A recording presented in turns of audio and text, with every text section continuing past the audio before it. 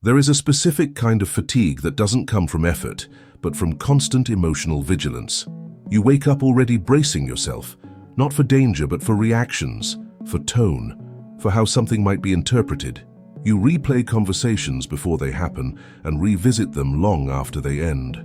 Your mind stays busy trying to secure tomorrow, to avoid embarrassment, rejection, or loss of control. And slowly, without realizing it, you begin to live one step ahead of yourself. This is not weakness, it is misdirected responsibility. You were never meant to govern outcomes, opinions, or the emotional weather of other people. Yet most of your energy goes there. You try to anticipate, manage, soften, explain. You feel anxious not because life is unbearable, but because your attention is fixed on things that refuse to obey you. Stoic philosophy begins with a hard but liberating recognition. Emotional suffering does not come from events themselves, but from the silent belief that you must control what was never yours to command. When that belief goes unquestioned, emotions rule. When it is examined, reason returns. This reflection is not here to calm you down temporarily.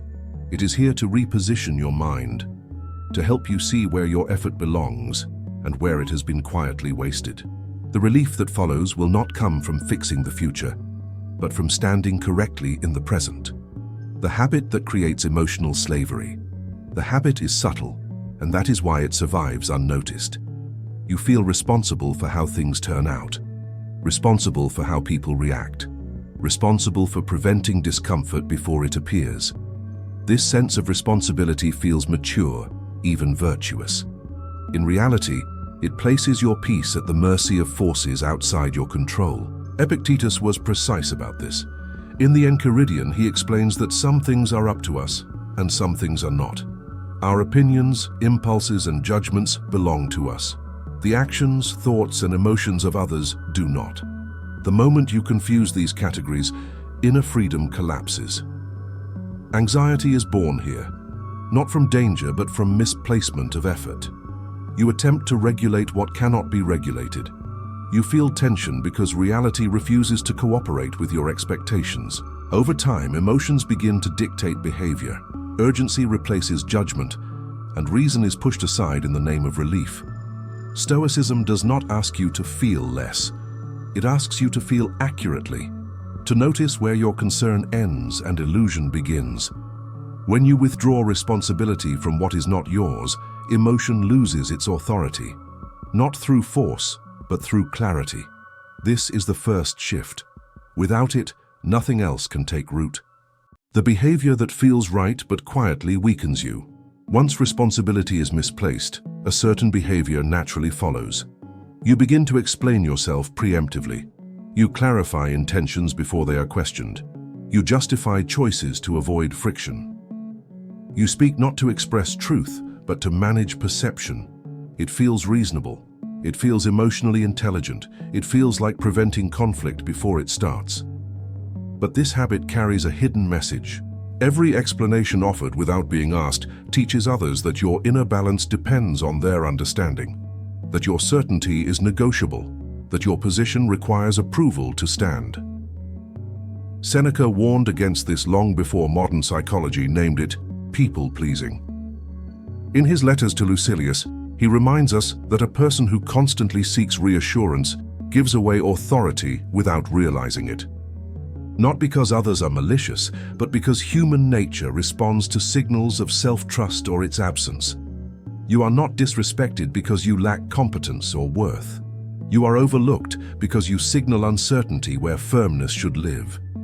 Each unnecessary explanation is an emotional reflex, not a rational choice. It is the attempt to control outcomes through words instead of conduct. This is where emotional slavery tightens. The more you explain, the more you feel the need to explain again. The habit feeds itself. And slowly, respect is replaced by familiarity, then by dismissal. The Stoic does not rush to correct perception. He corrects alignment, and alignment is visible without explanation. Where Stoicism reclaims control. This is the point where Stoicism draws a firm line, not between strength and weakness, but between what belongs to you and what never did. The moment you try to shape how others interpret you, you have already abandoned your post. You have stepped out of reason and into negotiation with uncertainty. Marcus Aurelius returns to this repeatedly in Meditations of Marcus Aurelius, Book 2, Paragraph 1. He reminds himself that he will encounter misunderstanding, ingratitude, and judgment, not because something has gone wrong, but because this is the nature of human affairs. The mistake is not that these things happen. The mistake is believing they require correction. Control, in Stoic terms, is not dominance, it is precision. It is knowing exactly where your influence ends and refusing to waste energy beyond that boundary. Your judgments are yours, your choices are yours, your character is yours. Reputation, reaction, approval, and interpretation are external outcomes. They move according to laws you do not govern. When this distinction is ignored, anxiety fills the gap. You become alert to every shift in tone. Every pause feels like a threat. Every silence invites interpretation. Emotional urgency takes over because the mind believes something important is slipping away. Stoicism does not remove this world. It removes the illusion that you must manage it. The moment you stop trying to regulate perception, something stabilizes. Your actions slow down. Your words become deliberate. You are no longer reacting to impressions, but responding from principle. This is not indifference, it is alignment. Respect does not emerge here because others suddenly change. It emerges because you have stopped abandoning yourself to control them. Acceptance without resignation. At this stage, many people misunderstand what Stoicism asks of them. They hear acceptance and imagine passivity. They hear fate and assume surrender. But acceptance, in the Stoic sense, is not giving up. It is standing exactly where strength is possible. Acceptance means recognizing reality without emotional resistance. It means seeing events as they are, not as obstacles to your peace, but as conditions within which your character is exercised. When you stop arguing with what has already happened, the mind stops leaking energy. Epictetus makes this practical, not poetic. He teaches that freedom begins the moment you no longer demand that externals obey your preferences. You accept that people may misunderstand you. That effort may go unnoticed, that respect may not arrive on your timetable. And in accepting this, you remove the emotional charge that once drove compulsive behavior. This does not make you submissive. It makes you unshakable. You no longer react to every slight. You no longer correct every assumption. You no longer chase acknowledgement to feel grounded. You allow outcomes to unfold while remaining anchored in conduct. This is where dignity quietly forms. Not through confrontation, not through withdrawal, but through restraint guided by reason. When acceptance replaces resistance, composure becomes natural. And composure, unlike explanation, carries weight without asking for permission. When reason takes back command. Emotion always speaks first. It arrives with urgency, with a demand for immediate action. Explain yourself now. Correct this now. Fix how this looks before it becomes permanent. Emotion frames delay as danger and silence as loss. And when believed without examination, it pushes you into motion that feels necessary but weakens your position. Reason enters differently. It does not shout. It asks a single stabilizing question. Is this within my control? Not in theory, but in fact. Can you command how this person understands you? Can you dictate how your words are received? Can you ensure respect through reaction? The honest answer is always no. This is the moment Marcus Aurelius trained himself for. In Meditations of Marcus Aurelius, Book 8, he reminds himself to intercept impressions before they harden into judgments. The event happens, the emotion arises, but between them, reason has space to act. That space is freedom. You still feel the impulse to explain. You still notice the discomfort of being misunderstood, but you no longer obey it automatically.